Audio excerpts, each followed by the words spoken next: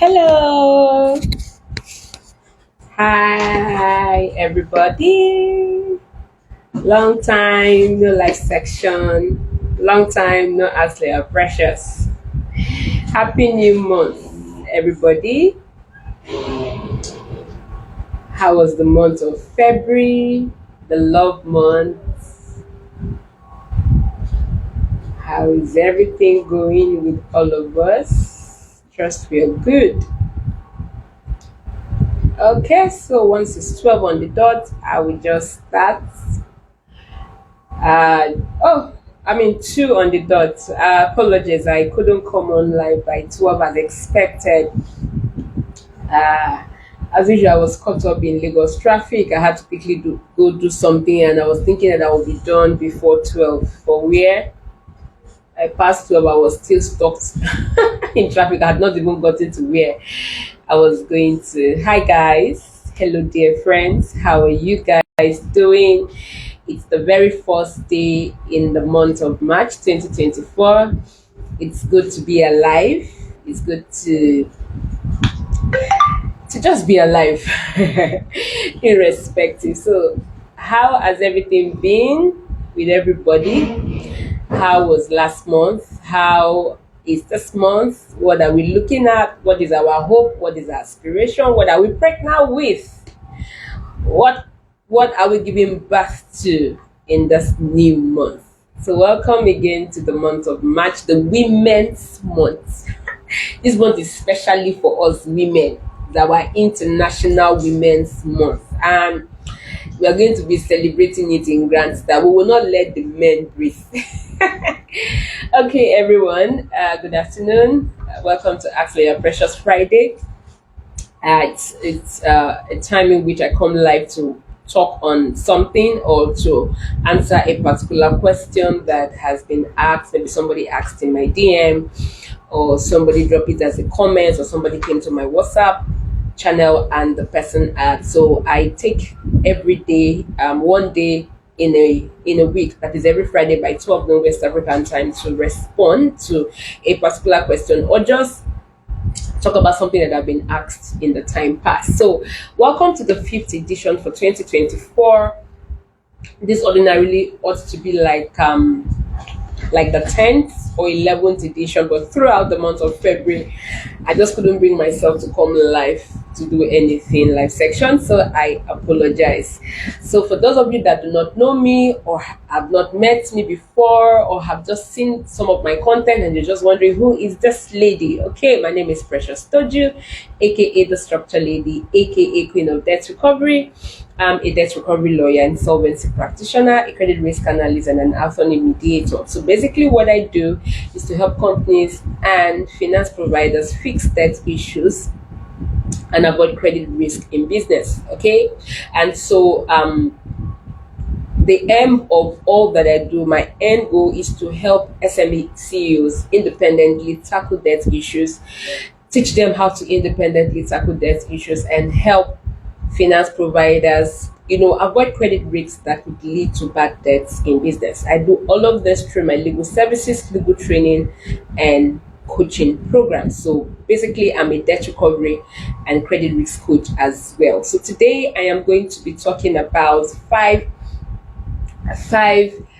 major ways to avoid the chronic debtor in your business. 5 major ways to avoid the chronic debtor in your business. I can assure you that in the next 15-20 minutes, I'm going to be out of here, and you can always get to watch the replay in case you join late. Okay, so my eyes may just be walking from one screen to the other. I'm presently live on both Instagram and Facebook at the same time. So 5 major ways to avoid chronic debtor in your business. So the first thing is, we're not going to even move down to just talking about the 5 ways to avoid chronic debtors. We're just going to ask ourselves, who is a debtor?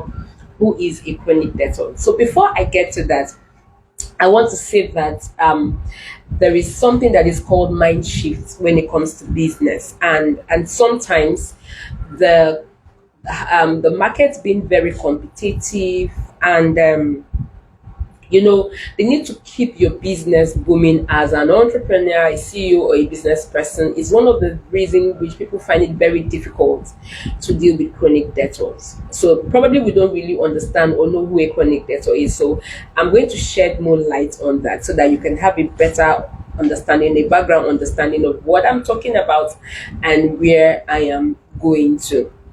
So basically, sometimes a lot of business people indulge debtors, not because they do not know that this person is doing more harm to my business than good, but because the market is competitive. If I don't just accept anything that this customer or client is bringing to my table, I'm going to like lose. And I even have somebody that is selling what I'm selling, and the person is selling far less than what I'm selling, for example. And also to keep business booming, and that is the gospel truth, because the essence anybody is in business is actually to get customers and clients. And then if you're in business, you don't have customers and clients, and then you're not in business, you're running a charity. So that's very two important factor, is one of the reason a lot of SMEs, CEOs, and entrepreneurs find it very hard to handle the debtors as a form of customers in the way that they should. So, first thing first, who is a debtor? A debtor could be an individual, it could be a business, could be an entity, could be a company. As long as the person is owing you money one way or the other, the person is a debtor. Okay, so a debtor is somebody that has owed you money, and the person does not owe you money immediately you give out the person. The issue of debt arises when the time frame where both parties agree that this payment should be made has elapsed, has expired. So that is when the issue of debt arise, and that is when you can actually say this person is a debtor rather. So the word chronic, what exactly is, when we're saying something is chronic or chronic, whichever pronunciation works for you, what exactly are we talking about? So by the Webster dictionary, chronic simply means something that is continuing. Okay, so it says occurring again and again for a long time. So basically, by Townley Jones in 2008, he says that, well, there is no clear definition of a chronic debt. We rely on Townley Jones, who address chronic debtors as consumers who are constantly overcommitting themselves with financial obligations as they are unable to meet living expenses or fulfill previous loan repayments. So, in other words, a chronic debtor is somebody that has committed to a particular payment plan over and over again and has not meet up. Okay, so, oh, I'm owing you 50 million naira. I am promising you the next 6 months, this is how I am going to pay. And then it comes after 6 months to say, oh, in the next 3 months, this is how I am going to pay. It comes after 3 months to say, that's 3 plus 6, counting, that's 9. So it's over and over again. The chronic debtor keeps giving you excuses and is not able to pay.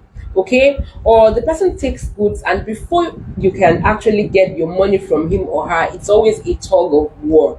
That is who a chronic debtor is. Okay, so let's get at it. How can you, as a business person, avoid chronic debtor? So the first thing you need to understand is a chronic debtor is somebody that is already used to your business, somebody that you are used to, somebody that has been patronizing you. You cannot call someone that just came to engage your services or buy your products and is owing you maybe a balance, a chronic debtor. No, that is just someone that is owing you money. A chronic debtor is somebody that you have been doing business with for months, for years, for a very long time, and the person repeatedly owes you. Now, repeatedly in the sense that it may not be owing you for that particular transaction over and over. So it actually comes in both ways. It could be that in a particular transaction, before you can actually get your money out from that person, you go all over and all over and all over again, changing debt repayment plan and all of that. Or on the other hand, it could be that, oh, he will actually pay for this transaction, but before you will get the money, or he did like 6 transactions and it's been like that before you can get your money. Or it could be like for 5 years, he doesn't actually meet up in paying your money on time. So a chronic debtor is not somebody that is a stranger to you. That's actually the point I'm trying to make. A chronic debtor is not alien. It's somebody that you know, somebody that knows you, somebody that has been patronizing your business. So how can you actually, you know, deal with chronic debtor and avoid them in your business? The very first thing that I wrote down here is to have a good credit policy, and you can only give credit to customers and clients that are credit worthy. Now, the issue of credit policy is actually very deep. When I talk about credit policy with some entrepreneurs, they're like, I'm not a money lender. Hello, every business has its credit risk, because there is a way credit will always find its way to crawl into your business. So the very first way to actually avoid chronic debtor in your business is to have a very good credit policy. Now remember that this chronic debtor are not strangers. So they are somebody that are already used to your business. So the question now is, how do you just come up, just pick up one day and say, oh, we no longer do this, this is what we're now doing. It's another thing that I'm going to talk about. Another way is to set healthy boundaries and standard. So you want to avoid people, customers owing you in your business. You must set boundaries. So let me be very practical. Let me give a practical example. So let me say that you have a family member that wants to patronize you. Probably that person has not owed you before, or the person has owed you before, and before you could get that money out, you had to sweat. Or you know somebody that knows somebody in the family that this particular auntie or this particular uncle had engaged that service or bought that goods, and he or she did not pay. And you know how it is when it has to do with money issue. How do you drag your family member to court over money issue? How do you drag your family member to wherever you want to go to? How do you get a lawyer to start writing a family member that bought something from you and did not pay? And then the first thing you give to even ask yourself is, how much is the goods that they bought, and how much is the process of recovering that money? So you may not want to go all of that. So they will not call village meeting in quotes on your head. So basically what you would do in setting healthy boundaries and standards is attend to the person. Okay, so let me say that is why it's very important for you to understand the processes involved in your business before somebody finally pays. So let me take myself for example. I am a lawyer, so I render legal services. I'm also a coach. I coach SMEs and especially private money lenders. And I'm also a corporate trainer. I train employees in terms of debt recovery and credit risk management. So let me say one of my relative, for example, is working in a bank, and they say, oh, we need somebody that can actually train our staff. And then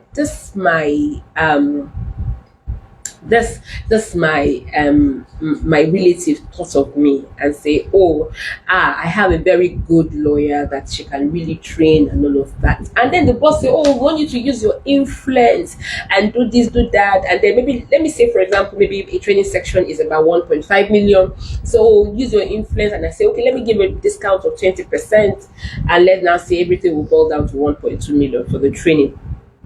Now after all of this, they now say, okay, we cannot pay her everything. We're going to pay her like 500K, and afterwards we pay her balance. Okay. Now you know that in that the two sensitive things involved. My relative is actually the one that is an intermediary between me and her company or his company, depending on who the gender of the person that is involved. Now, if I overstress my relative, there is a possibility that she will overstress her boss and her job could be on the line. That's on one part. It could also be that she might even say, but you are a relative, don't worry, they will pay, and then it will linger. So what exactly do I do? Maybe I have done that before. 1 minute please, let me drink water.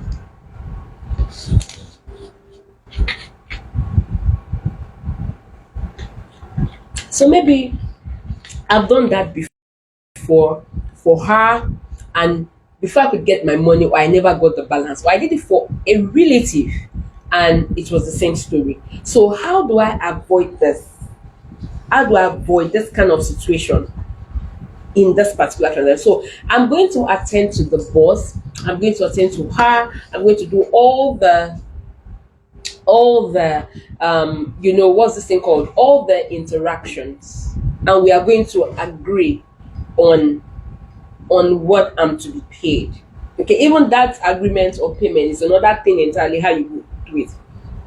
But when it's now time to actually pay that money or talk about the financial implication of me coming to train that in the company, I will now hand it over to a staff in the office, probably the finance manager.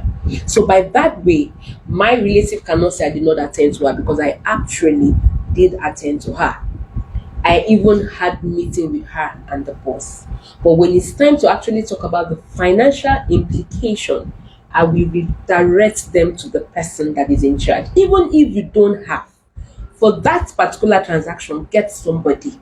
You can get somebody to pose. That is the truth. Can pose as your finance manager, the person that is, just let the person know. Of course, someone that you're used to, that you have a relationship with. So get the person to pose if you don't have a staff, a finance manager that can handle that. And then it is at that point you will know whether they really wanted to pay you or not. So if I have attended to you, if I've given you a listening ear, so why are you not paying my money? So when it now comes to the issue of, oh, you are asking for money, the asking for money is now between the person that you put in charge and them. So even when you now, that the person decides to go escalate the issue, they can't say it's you. So one way to actually avoid chronic debtors in your business is to set healthy standards in your business and boundaries. The third way is to keep business records. Now, this, I don't know how to say it. Some people do not keep business records, and you will see that they have to every time argue with the customer how much the customer is owing and how much the customer is not owing. And you know, customers, they look for the slightest apologies for to this very sincere and genuine ones. But some customers and even clients, even we as lawyers, we experience it, they look for the slightest opportunity to take advantage of you, to take advantage of your, maybe you're being magnanimous. So they look for the slightest opportunity to do that. So ensure that you keep business records. You want to avoid credit debt, or when somebody is coming to collect something on credit, or coming for a discount, or coming for a payment plan, your business records will enable you know whether or not you can give. And all you need to do is do not even say no.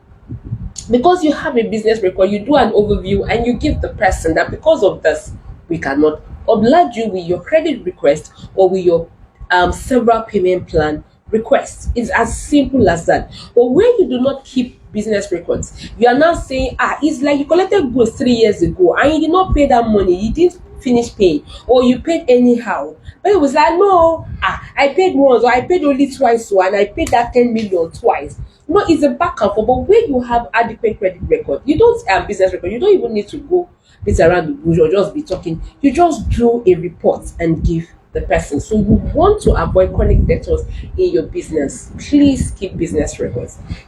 Have a customized T's and C's. So I see a lot of people just copy and paste terms and conditions of other people's business to the business. You cannot. Even when you are in the same industry, even if, for example, you're a supplier, you can get a clue from a fellow supplier T's and C's, but you have to customize it to suit your kind of business. Let's say your business is a small business, or is a startup business, or you're running that business on loan. Your T's and C's cannot be the same with somebody that's been in business for 5 years and is conveniently using his money to run business. So you must have T's and C's that is customized to your type of business. Okay, so the fifth thing, or fifth way you can actually avoid credit debtors, is to learn basic debt recovery technique.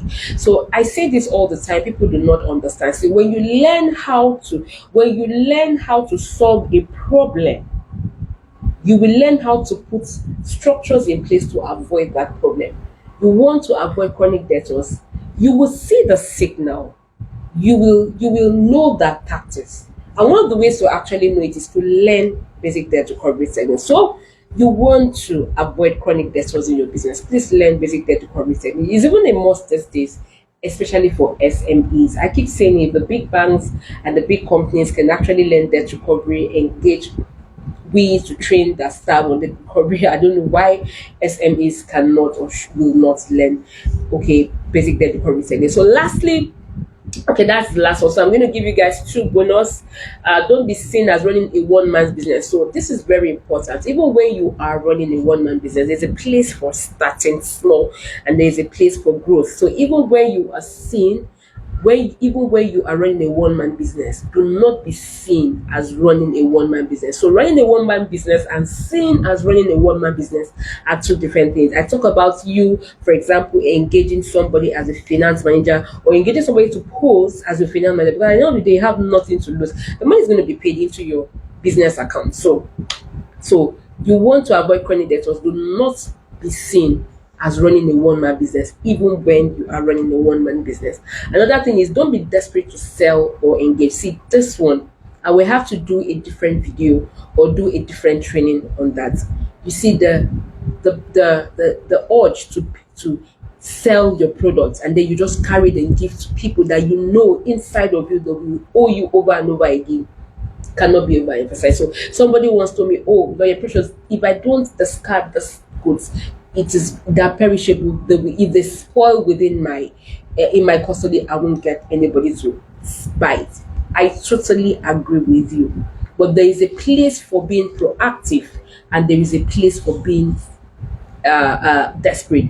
There's a way you sell proactively, and there is how you sell desperately. And you know the funniest part, your customers and clients can dictate whether or not you are desperate to sell, and they will play on that, play on your intelligence, and take that for granted. All right.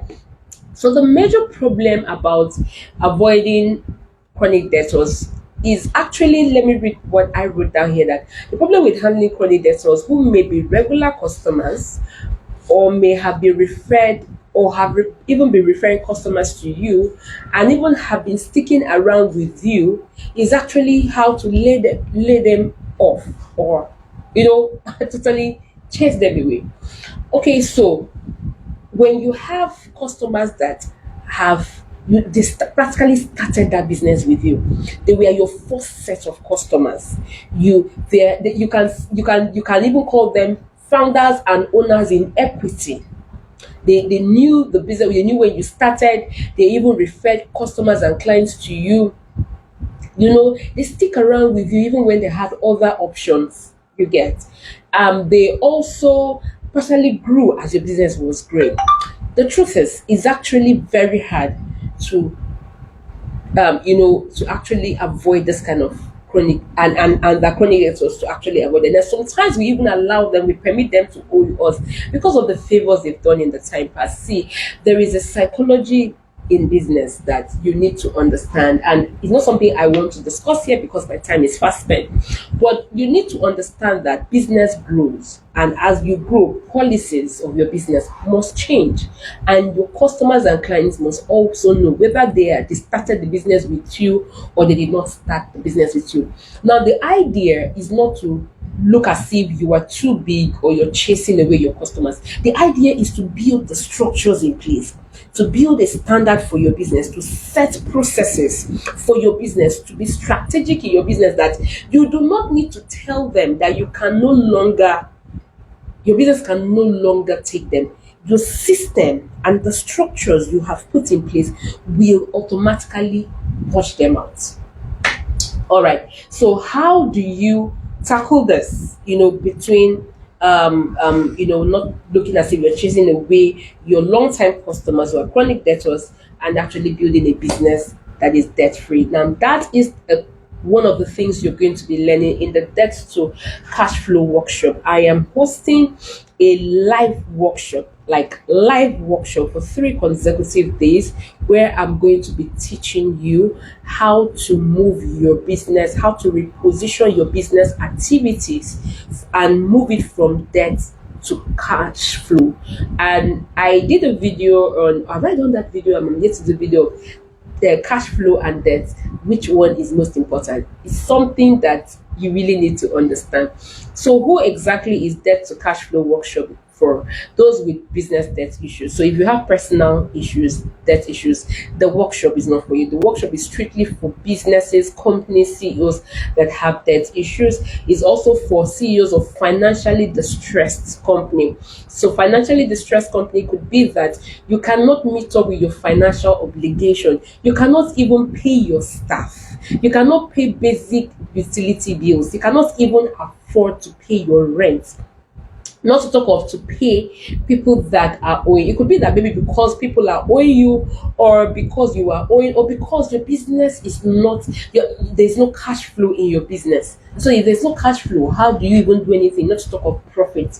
If you are among this category of people, debt to cash flow workshop is for you, and it's absolutely free. So you have nothing, absolutely nothing to worry about. All you need to do is to click the link in my bio or anywhere around this video and register for the workshop. The workshop is 3 days. So for 3 days, because there's so much to teach, and I can't do everything doing a live section. I haven't even scratched the surface.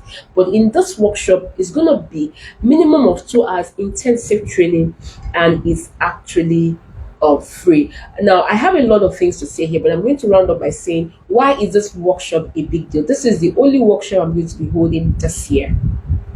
Okay, I'm not going to come, there's no way I'm going to be coming every month. Hi, there's no way I'm going to be coming every month to do a workshop. 3 days and it's free. I can't do that. There's no way I'm going to be coming quarterly or biannually to do a workshop. I can only do it for once in a year. You know why? Because it takes my energy, it takes my resources, it takes my time. You can imagine that you are in a conference teaching with me, and you have the chance to actually ask me questions concerning your business. That is the privilege that you're going to enjoy in the Debt to Cash Flow workshop. It is 3 days and it's happening next month, April. And the truth is, because it is free, I am only admitting 100 people.